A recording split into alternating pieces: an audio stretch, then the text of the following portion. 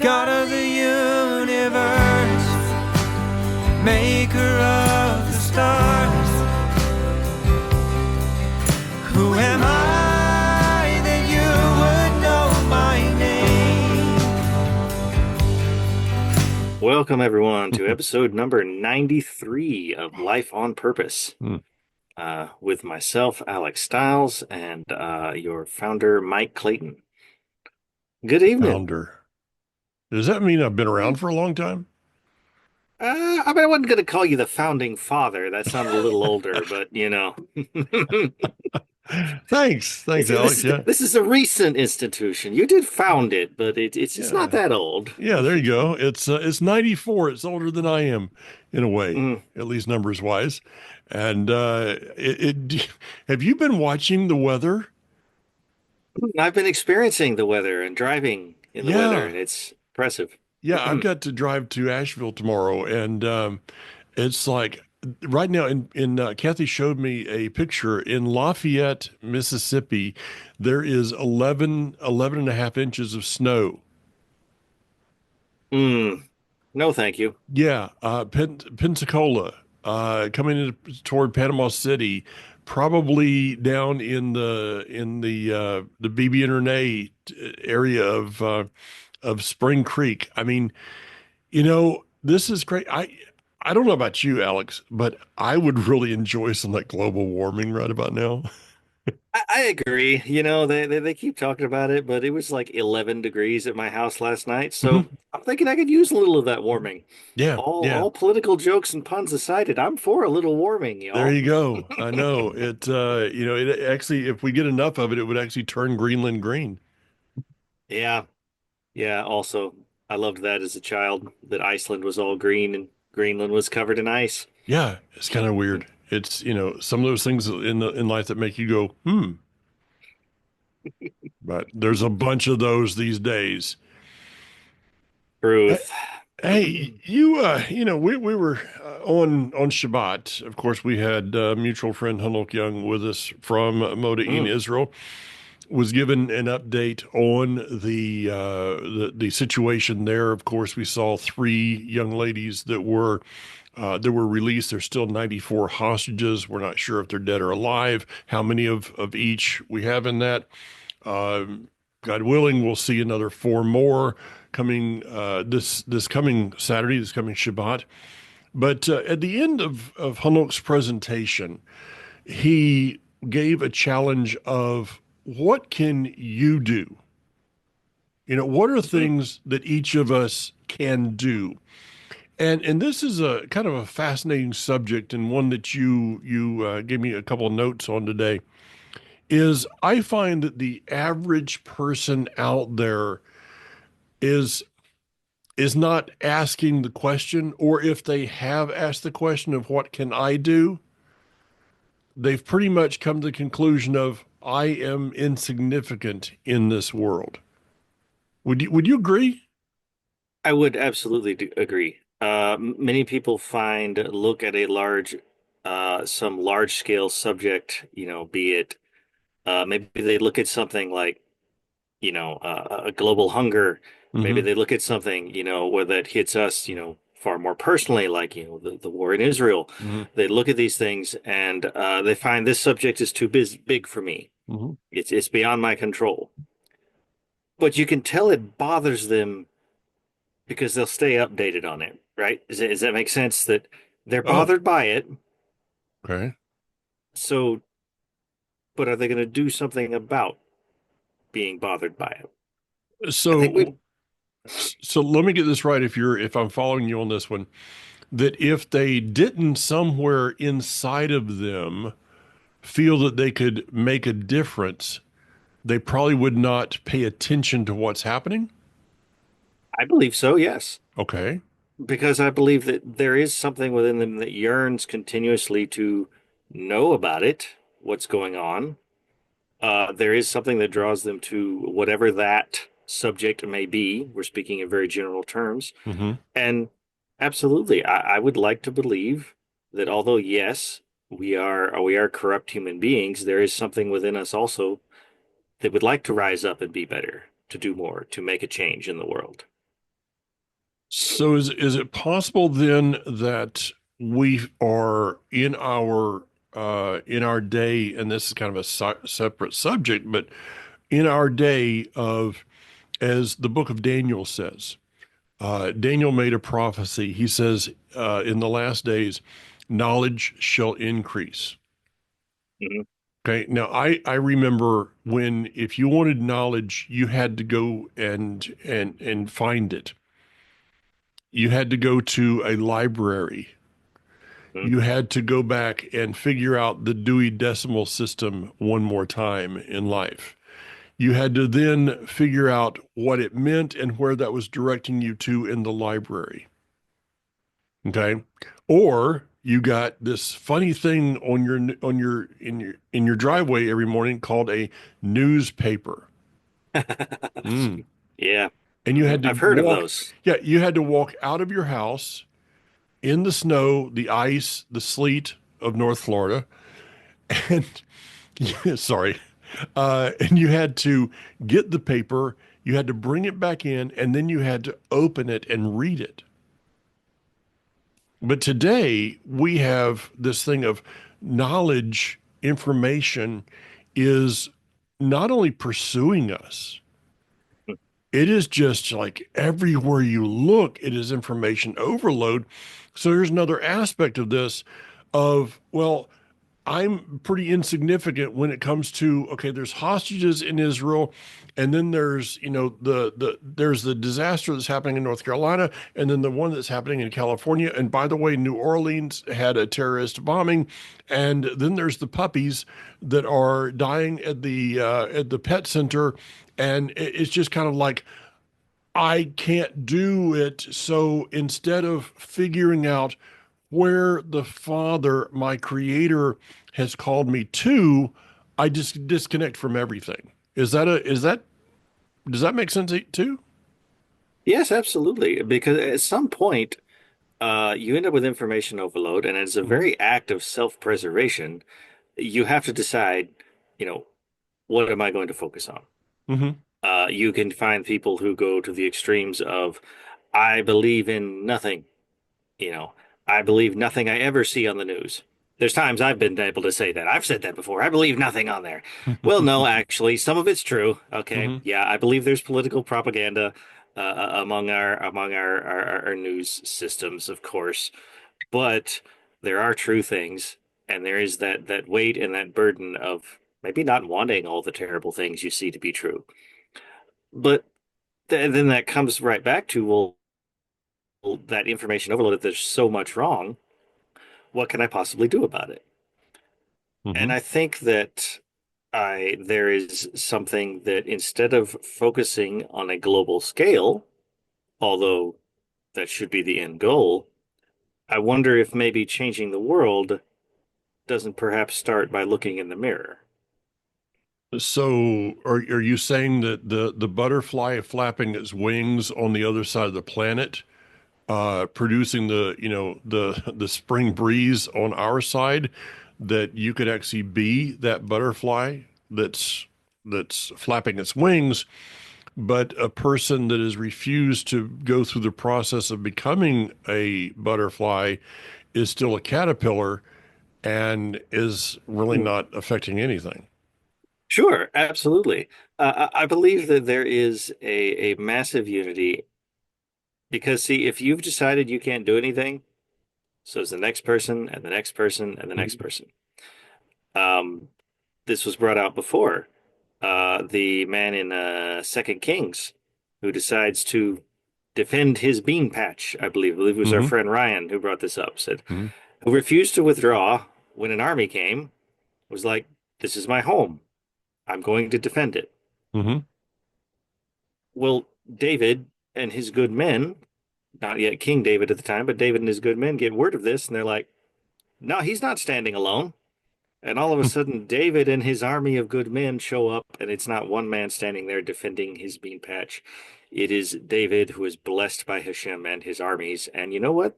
That poor fellow's bean patch made it through just fine, far as we Mhm. know. um, but my Mhm. point there is that you think you stand alone, Mhm. but what if you're the first person to stand up? Oh, now, okay, come on now. So, if everybody is standing in line, this goes back to something Hanok did, and if anybody believes that that we have any script for this program, I think we've probably proven that's the wrong. We don't do Yeah. teleprompters here, guys. I don't even know how to read one. All right, but so Hanok brings out this thing about people ask him, okay, how is it that you, like you, Hanok Young, could possibly be, that you could possibly be doing anything in life that's right is kind of what they're trying to say. How is it that you were the one? And he brings out back from the cartoons that he and I grew up with, the guy Dudley Do Right. Okay, he's a Canadian Mountie. Okay. And Dudley is standing there in formation, single file formation, and the whoever the person is says, I'm looking for a volunteer." Well, everybody except for Dudley, who is daydreaming at the moment, which is what Dudley Do Right always does, they all take a step back. And Dudley's out there going, "What just happened? You volunteered." "No, I didn't." No, it was you're the one that was dreaming about something, maybe changing the world, I don't know, and everybody else took a step back from it. Mm. I Hmm. think there's a lot of us that are kind of like Dudley Do Rights in life, Alex, that we find ourselves being put into something, a position, a place in life, just basically because everybody else took a step back from it. Ooh, absolutely. Hmm. So how do we go about, I guess the other aspect of this then is, instead of waiting for that moment that we find ourselves out front and everybody else retreated, that we actually, when the word comes forth, and the scriptures is full of people like this. Isaiah, I'm thinking Hmm. specifically of, who shall I send? Hmm. And Isaiah goes, he says the word Hineni, which is a very, I love that word. In fact, it's part of my email address. But the word Hineni, I've taught on this so many times, it means here I am. Hmm. It is translated, here I am, send me. But he didn't look around. He was like, Hmm. hey, okay, you got a need? I'm it. But he Hmm. had to have a proper understanding of himself, didn't he? Or at least close to it? He did, and that's why the story of Isaiah is one of my favorites because I relate, I I believe, didn't know very that. strongly. It touches me very deeply. Yeah, it's Hmm. very deeply because the scriptures are full of people who come face to face in some manner with their God. They come Hmm. face to face with God. And the reactions are wide and varied and very interesting to Oh, read. yeah. You see, Kepha Peter's like he sees on the Mount of Transfiguration, we call it. He's like, I don't know what to say, but let me build you a sukkah. There's no Yeah. clue, but like let me do something Yeah. for you. Um, but then I appreciate Isaiah's interaction because basically, he comes face to face with God and he's like, I am an unclean man with unclean lips of an unclean people. Hmm. Basically, he's like, I have met my God. I am about to die. Yeah. Like I am wretchedly unworthy of this. Um, and I appreciate that because it doesn't say exactly what Isaiah's life was like Mm-mm. prior to, but I believe that when you are face to face with your God, there are no lies. Okay, right? There's no lies in that Yeah. moment. Yeah. Yeah. So wherever Isaiah was at in his life, it wasn't where he was supposed to be, because he could look at it and say, I'm saying I've been saying things I shouldn't have. I've been doing things I shouldn't have. Like blatant, honest truth. I'm an unclean person of an unclean lips. Hmm.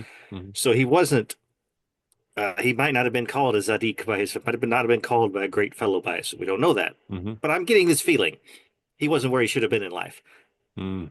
But he saw the need, and he was like, didn't see anybody else around him, but he didn't look. He just says, "I'm here. Send me." Okay, you just said something that was interesting. He didn't see anyone else around him because he didn't look for anybody else around him. Yeah, yeah, I agree. Like I think pondering it, as because I've read that passage several times because I Hmm. love it so much. But it wasn't. He looks life right, looks left. He didn't literally. There's nothing about him looking around. Hmm. Is there anybody else? And who else is the Lord talking to right now? It's Hmm. like, here am I. So he makes this statement, I am a man of unclean lips, living in the midst of a people of unclean lips. And Hmm. the creator says, yeah, I know that.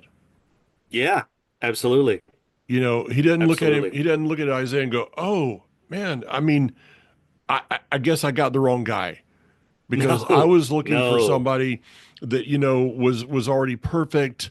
He's like, no, I knew what I was getting into when I called you. Hmm. Moses. I was just teaching on Moses this morning, and it's a fascinating story because he says,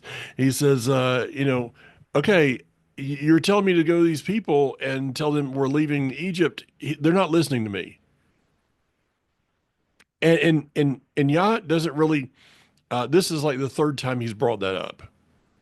It is. Yeah, I'm yeah, not a yeah. good speaker, and Yah's going. I know that. I've got this problem and this problem and this. I know that. Okay, I'm the one that created you. I know your issues. Okay, I've been helping you carry your baggage for years. But so he comes to this place of saying that the people aren't listening to me, and then right after that, the Torah portion says the genealogy of Moses and Aaron. It's like he's taking Moses back to who he is, and then he says, "Oh, and by the way, since the people aren't listening to you, I'm going to send you to Pharaoh, and he's not going to listen to you either." Yeah, yeah. And Moses is like, really? Mm. Really?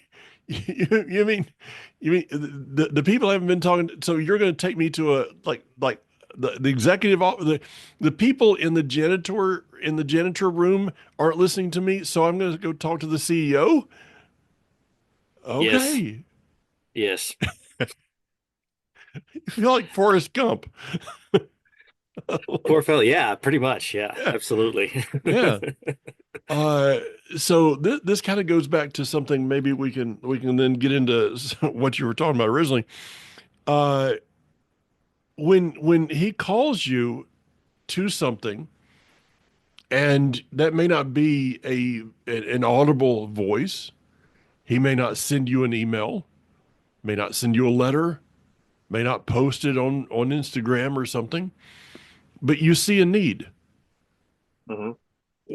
My pastor years ago said this. He says, the reason that you can have the ability to see a need is that the Father is causing you to see it so that you can help do something about it. I would also say and add to that that the reason that you have the ability to see the need is that you have something within you that makes you capable of meeting that need. Hmm. Otherwise, you wouldn't be able to recognize that the need existed. Hmm. Now, you You you said can something. also see all needs and get so again bogged down. So you have to figure out, it's our job to figure out, okay, where am I best suited in my gifts and callings to get to that point? Because the truth is, I can't do everything. Yes, and I love where we go back to, one of your favorite authors, whom I'm very grateful for you have introduced me to, and that is Dr. Miles Monroe. Mhm.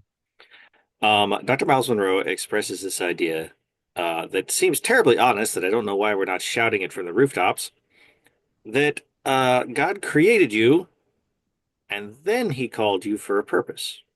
Mhm. So he was fully aware of the being that he'd already created. So if you're trying to ask, what am I supposed to be doing in my life? Quit, looking for a sign from on heaven and random things and look at what he created. Look at yourself, whom he created. Dr. Moreau gives this example and says, understand he created you before he called you. He's not going to give a musician and tell him to open up a butcher shop to feed the hungry. Yeah. Yeah. Like he made a musician. All right, this is the strength that he gave you. Mm-hmm. Therefore, that is, he wants you to use what he created in order to serve him.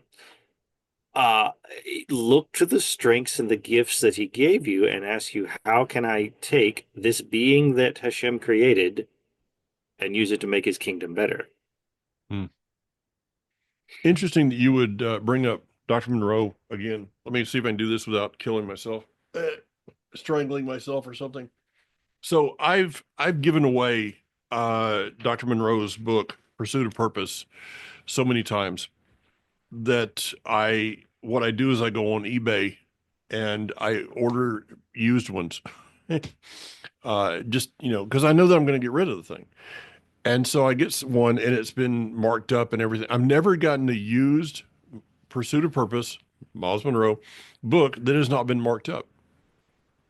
Yes, which is there's interesting. marks all over mine. It's interesting. You're right. There's writing all in mine. Yes. Yeah. And so I go back and I start, underlining and highlighting everything. So I'm heading out tomorrow to Pennsylvania, and for that, I actually went online last week and I ordered myself a brand new copy. The first time I've done that since the first book I had. I ordered a brand new copy that has nothing written down or highlighted in it. And my plan is to read this on the plane as I'm going. And this is going to be because if I read something that's already been highlighted, then I may miss something that is for today. Yes.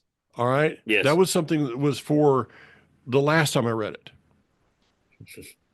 Yes. But I want the word of what is today. That's why I read the scripture all the time. Mm-hmm. That's why I'm reading through Proverbs right now, because the last time I read through Proverbs was January, I believe, of 2024, which is a different lifetime. Sure. Yes. So things are happening season in your today. life. Yeah. And so this is something we need to be doing, is preparing ourselves for that call. Yes. And if we're going to prepare ourselves for our call, I think one of the foundational things you do is you stop tearing yourself apart. Mm-hmm. There's this idea that's been expressed many times that is, be the change you want to see in the world. Fair. I like that. I like that idea. You want people to be honest? Be honest yourself. It's a fairly simple place to start. Yeah. It's a beginning place to start. Then you have to step out and work to change other people's lives. But you're never going to be able to, or should I say, it's going to be incredibly more difficult for you to perform the Father's will if you're out there destroying what he created, which is yourself. He created something wonderful.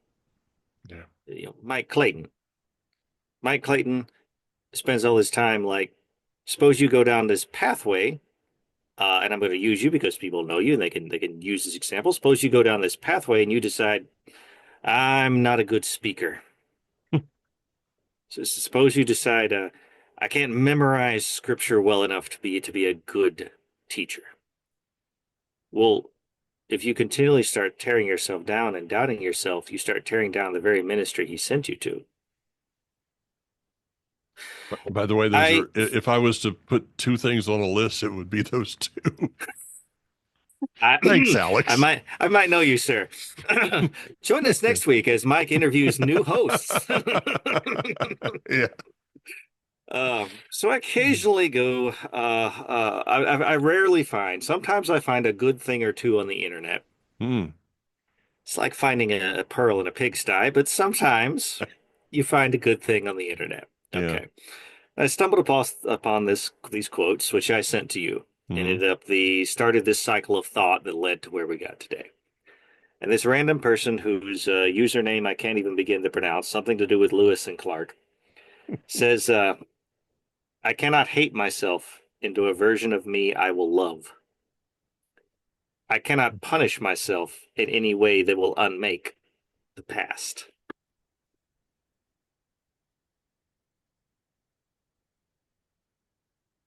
Wow.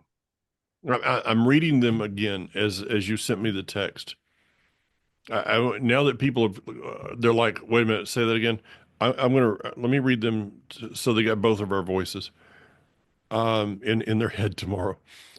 I cannot hate myself into a version of me that I will love. Let's stop at that one. Yeah. Okay. What do you think that means?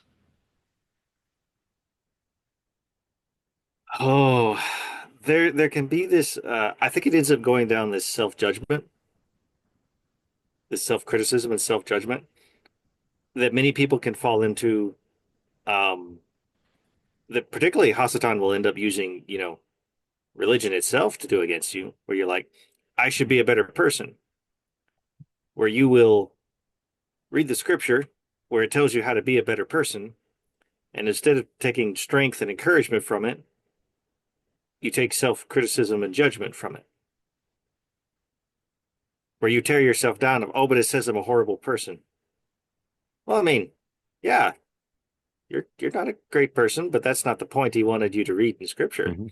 He wanted you to know that you're fearfully and wonderfully made, and he Mhm. loves you so much he sent he came himself and died for you. Yeah, yeah. That's our foundation there. Hmm. But the idea of this looking in the mirror and examining yourself, you could end up like, okay, you've got things about yourself you don't like. In a manner of speaking, good. Because if you're like, I love everything about me, you're probably in denial. Probably. Okay. Yeah. Maybe you're a better person than me. Mm. But if you love everything about yourself, you're Yeah, possibly in a bit of denial. yeah, And you got to be aware that you have your flaws. yeah. But Yeah, understand there is no there's a path. verse there's a verse in Proverbs I posted yesterday, I think it was, that is, I'm really loosely quoting this. It is unwise for someone to go forward in life not knowing who they are. Yes. Okay. Yes. And do not take a look at your flaws and spend your time hating that version of yourself, because that will never turn yourself into a better person. You were here when I did when I taught on the tabernacle last time. Yes. The laver. Yes. The laver is an amazing thing to me. I mean, every part of the tabernacle is amazing. But it's the laver is about the word, the life-giving water of the word, and the bottom of it was made out of, and I don't know how this would have been, but it was made out of the mirrors of the women. And so when the Mm. priests looked at it, they were looking at themselves, their face, through the purity of the word. Yes. And I mean, it's easy to come up short on that one. But as soon as they went to the altar of sacrifice and they slayed that first animal, which was a prophetic picture of Messiah, Hmm. they then put their hands, their bloody hands, the blood of the sacrifice mingled with that water.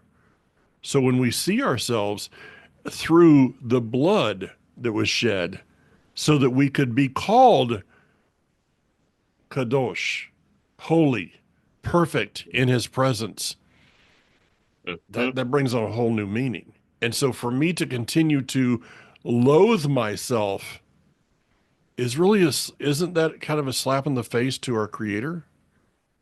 Absolutely. Because he tells something, he says, I love, it's like looking at, I'm going to back this up a little bit. Pull it out and make it not yourself. Suppose you look at, uh, we could never, I couldn't imagine doing this. This is a very harsh statement. I'm going to do it. Look at a child and say, I hate that child. They're horrible. But your wife says, but I love them. We never do that. Ugh, gives me chills and gives me chills to think about that. But you're looking at God, whom you are his child, whom he created, and says, I hate this thing you've made. Mm. It's like, no, don't hate the thing you've made. Don't hate what I've made. You can dislike your choices. You can want to be Uh, better. You can dislike your choices, absolutely. You can recognize you've made bad choices, but don't hate what he has created. Don't but hate. doesn't I'm sorry. No, Okay, go ahead. doesn't that hatred kind of allow us to stay in the same place? Yes, Okay. because if Um, you're something that's hated, why would you be better? exactly. You're not worthy of being better. So I will do nothing to make myself better. No, All right. because I'm It's like worthless. Mhm. you started out, you probably didn't start out as a brain nurse, did you? No, nope. Okay. They, Mm-mm. now I can't really see you as a candy striper. No, I don't no, even want to no. get that image in my head. Okay. But, you had to start out as at what, the CNA level? I didn't end up starting at CNA, but I started a basic med surge nurse. So Okay. like your basic med surge entry nurse with Okay. like no clue what I was doing. Yeah. Yes. Now Hmm. you could have said, well, I hate this, I can't stand this, and just I'll never be worthy to be anything else, and yada yada yada, and stayed there. Sure. Or you put in the self improvement, which I know the word self improvement are words that people go, oh no, that's about self. Hmm. Guess what? Your mirror is about yourself. Okay. Yes. And Yes. so, it's about improving. So if I want to go to another level in life, if I'm sitting around going, well, I just don't have anything to do, well, maybe it's because you haven't made yourself done what you need to do to become that better person for the next level of calling job that the Father has for us. Absolutely. Absolutely. I had to at one point learn how to study Hebrew. Mm-hmm. Though I have a hard time with it because, English is my second language. I speak Southern. Yeah. So trying to, other languages, I didn't grow up. I never took Spanish and French and all of those things. I mean, I studied a little bit of Pig Latin with some friends on the side, but that was the only thing. And so languages don't come easy.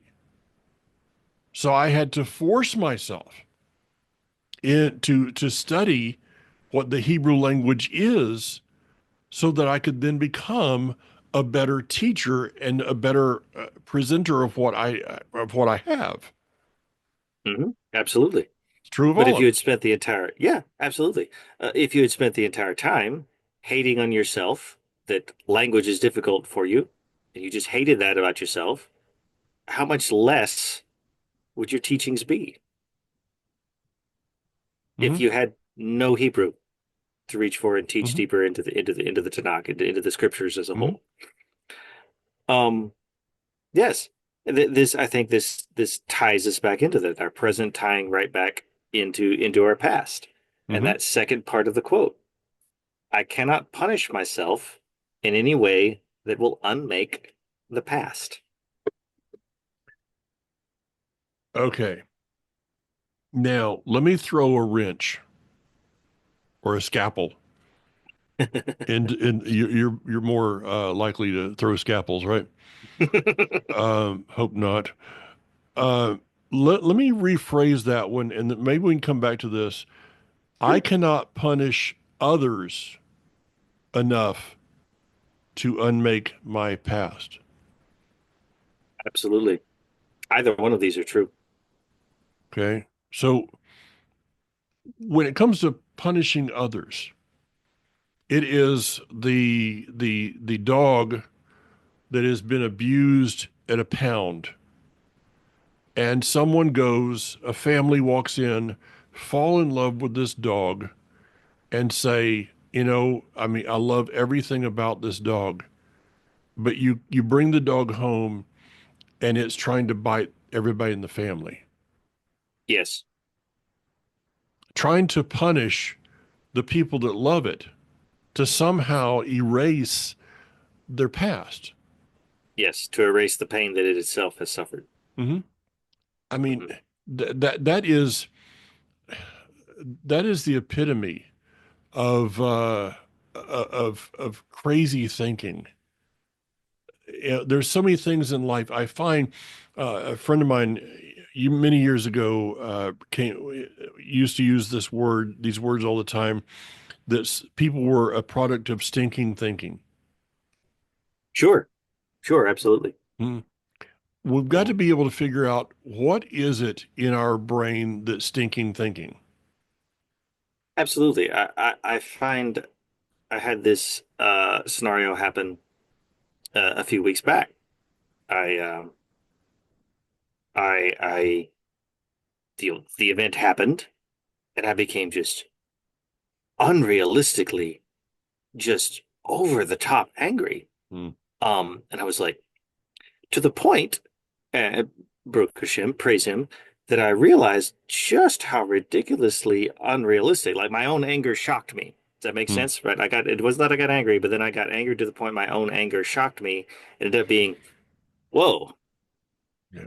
what's happening? Well, what? And so I was able, thank God at that time, where I ended up asking myself, what is so warped or what is broken inside of me, to use your, what is my stinking thinking? Okay, that led me to such a reaction that even I can recognize is unrealistic and over Mhm. the top. And many times about self-improvement, honestly, is figuring out what's broken inside of you to some Yeah. extent. Yeah. Pretty much. And I found I said this to Barry Phillips on a program one day. We were talking about something very similar to this, and I said, the thing about life is that once you finally figure it all out, you die. You know, I mean, you know, hey, I figured it out. There you go. Oh, yep, Snuff that candle. But it is life is this ongoing thing. If somebody were to ask me, well, how long does it take to figure out life? I'm going to say, well, at least 66 years and 9 months right now. Okay, because I mean, I look back at things of 5 years, 10 years ago, and I'm like, how did I get to that point? Where did that all come from? And trying to figure out how to go through these things. And the problem is sometimes we just start to if we can't figure it out ourselves, sometimes start to take it out on other people that sure. don't deserve it. Oh no, They got their no, own no. issues. Absolutely. That's something I thought where someone asked me at some point why I would internalize things so much and just not let them out. And one of the thing, particularly if I at work and like, Alex, you look so calm. You're always so calm when you're a charge nurse. I'm like, you don't hear my thoughts. You Hmm. have no idea how not calm I am on the inside, but I'm Hmm. working on it.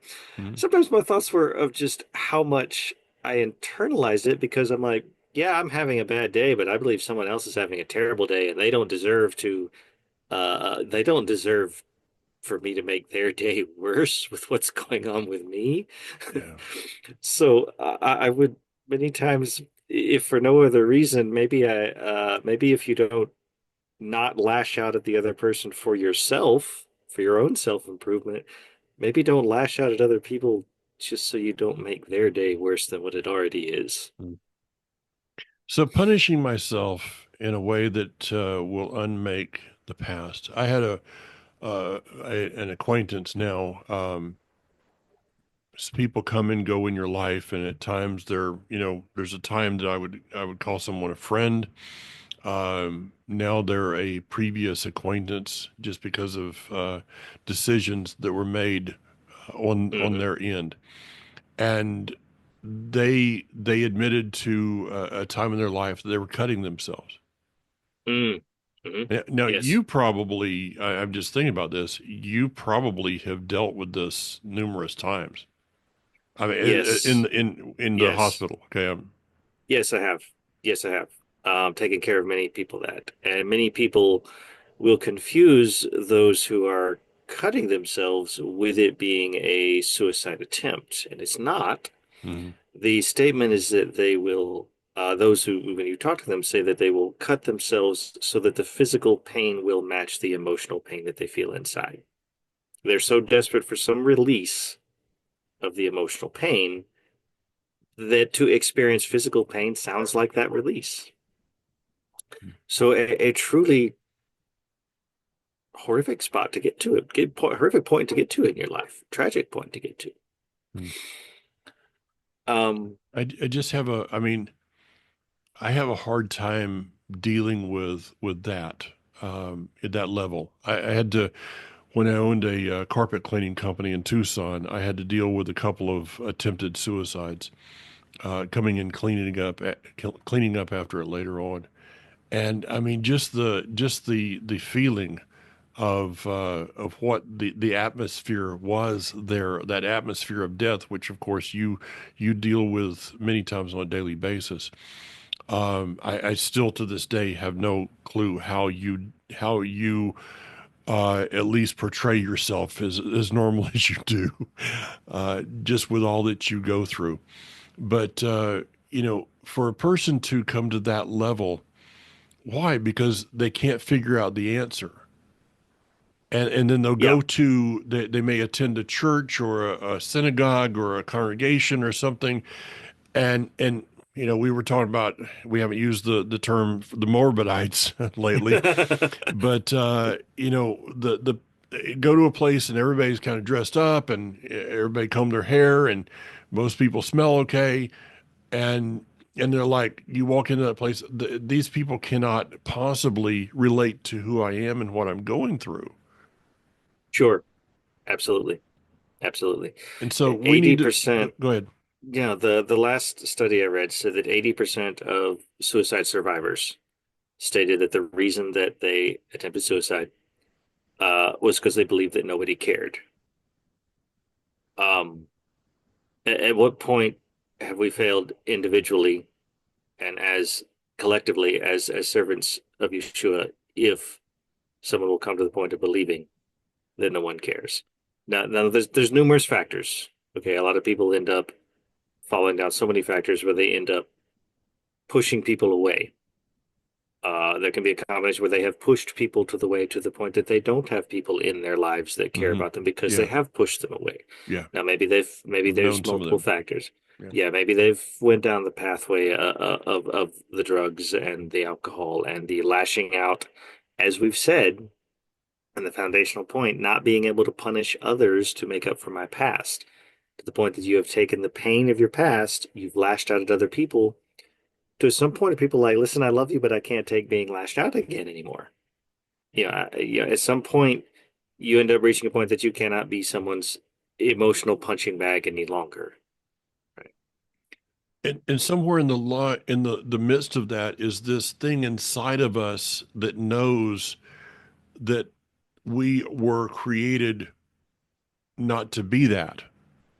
Absolutely. I think innate in us, in our the makeup of our being calls out for a creator, but yet we go back to the programs we did a few weeks ago, that science, the lies of science, that you are a product of chance, random chance, or that religion, that somehow you can do something to appease this God that's up there, instead of, so they have never found a person that was able to teach them and to show them about a relationship with their creator. Absolutely. Because that whole, like, there's no drugs, there's no concert, there's no media consumption, there's no food, there's no alcohol, there's nothing that will fill the God-sized hole inside Yeah. of you. Well, the reason for that, Alex, something I've taught in the past, is that it's not so much a God-sized hole as it is a God-shaped hole. I like that. I like that a lot. Okay. Mhm. So Mhm. it's like a little child running around, crawling around on the carpet, and you put that thing in front of them, and they're trying to put the round peg in the square hole. It's not going to fit. Older brother can come and take a sledgehammer and make it fit and break the whole thing. And that's what science and religion are trying to do, is force their formula into that shape of God that is in your inward being. The one who, once that is filled, does not make life perfect. Yeah. You Yeah. know, And that's the subject I wanted to go straight to from here, okay. exactly as you're saying, where we're like, I'm not standing here saying that, if you are deeply depressed, because I've been there, and I think I've shared before, and I Hmm. don't mind sharing personally that I, I, I planned my own suicide at one point in my life. Okay. Like, don't think I'm just talking about something that I don't understand here. I've been there. Hmm. Baruch Hashem, praise God, I'm not there anymore. Yeah. Yeah. But this is not that I'm going to, hey, if you'll just discover God, your life will be perfect and all your troubles and woes will go away. Mm. I mean, Mike, you're in ministry, like it doesn't get much better there. So your life's perfect, right? Like Yeah. you got God just makes you just walk down a golden brick road in your life, right? Yeah. No, the Yeah. people like no. Mm. So people then start looking for God and they're like, they'll find a prosperity gospel of send me 29.99, I'll save your soul. Hmm. And then they're disgusted with religion. Well, of course, if they find somebody that's like that lie, if you read the scriptures, actually the teachings of Yeshua, there is nowhere where he says your life's going to get better. Okay. No. In What he fact, he talks said, about, yeah, he said, follow me. And people don't remember that when he said, follow me, that he was heading to an execution stake. yes, yes, all right. But there becomes like, so, so what does this mean then, Mike? If we say, follow him and he'll make your life better. Well, no, follow him and you'll feel better, but your life might be worse. How do you explain that as a pastor when someone tries to ask you that? Like, you're out there feeling worthless, Hmm. and you say follow him, and your life might get worse. What is the foundation? If you had to express it, what is that foundation there that changes that about? First of all, is that I understand my destination.